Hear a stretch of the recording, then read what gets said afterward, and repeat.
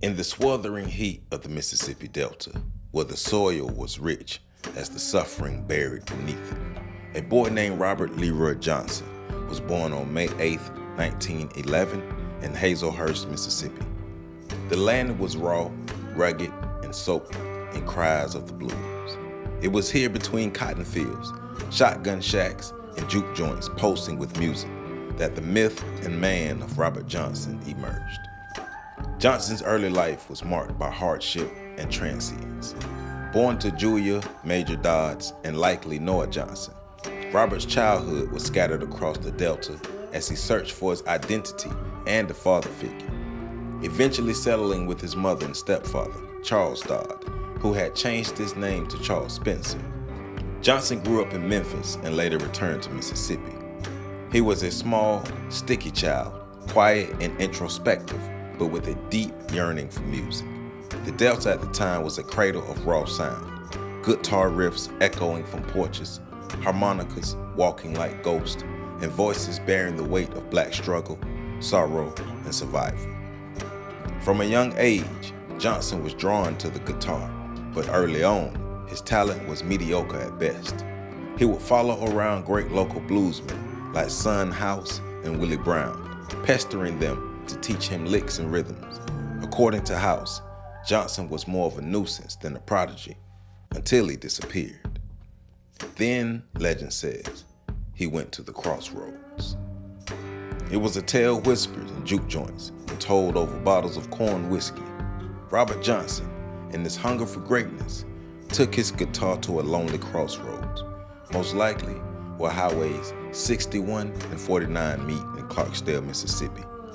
There, at the stroke of midnight, a tall man dressed in black appeared. Some said he was the devil. Johnson handed him his guitar.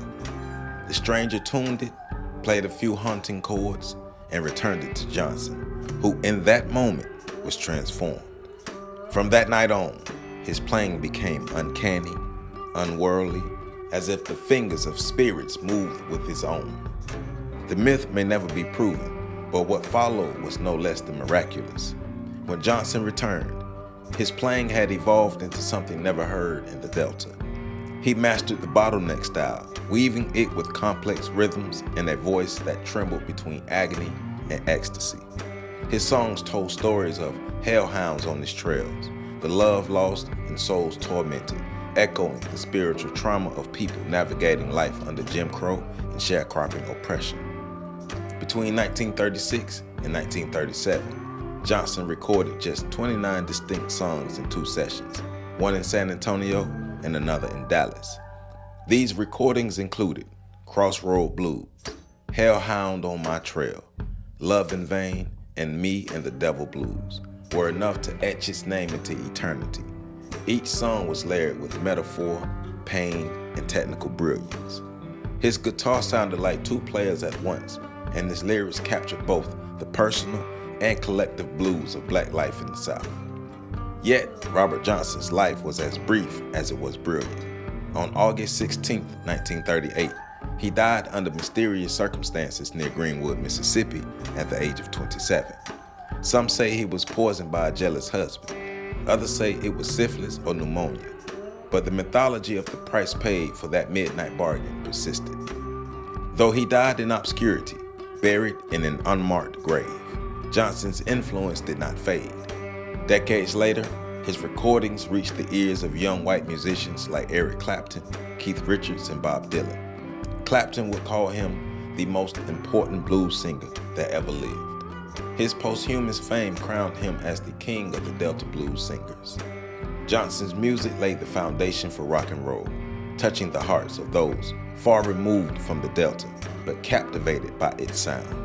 In 1986, he was inducted into the Rock and Roll Hall of Fame.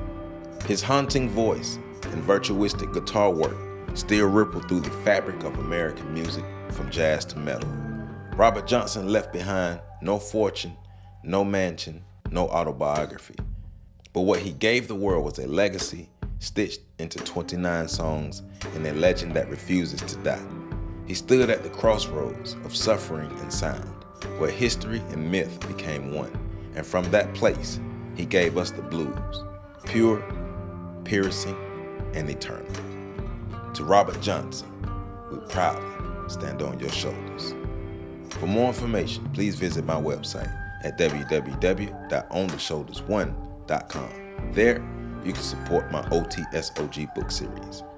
You can also support me on Patreon at patreon.com/OTSOG. You can hit the super like button under this video. I love you all, and make sure you catch the next video coming up.